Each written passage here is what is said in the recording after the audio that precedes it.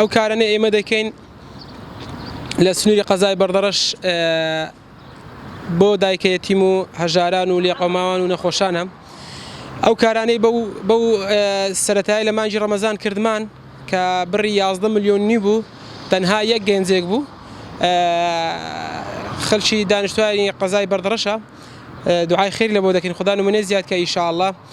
هیوادارین خەڵکانێکی زۆر دەوڵەمەندەکان بە تایبەتی ئەوانەی نێو سەنتەری قەزای بەردەڕەش کە گرنگیەکی باش بەو کارە خێرخوازیانە بدەن تاکو لە دنیا و لە قیامەت سەرفرازی دنیا و ئاخرەتی بن ئینشاءالله تعالى. هەمومان کانەمە بەردەوامین الحەمدولله لە مانگی ڕابردوو، مانگی 3 و مانگی 2 و مانگی 1 تقریبا بە بڕی 80 وەرەقە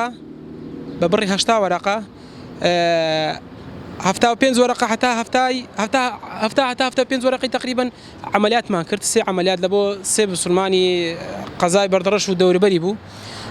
ئەویش بە عملیاتی چاوی بوو. یەکەش کەش هەر ناو مانگی ڕەمەزانی، ئەویش تقریبا تەکلیفی 2 ملیۆن دەکات.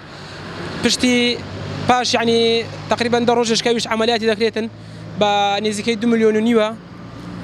خوشکێکی بەڕێزە، ئەویش مالی لە نێو سەنتەری قەزای بەردەڕەشە.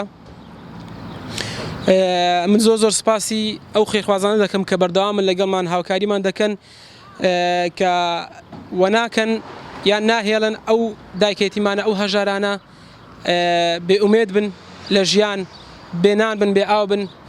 سەرەتام سوپاسی خودای دەکەم کە ئەو ئیشەی کرد تا قسمەتی من.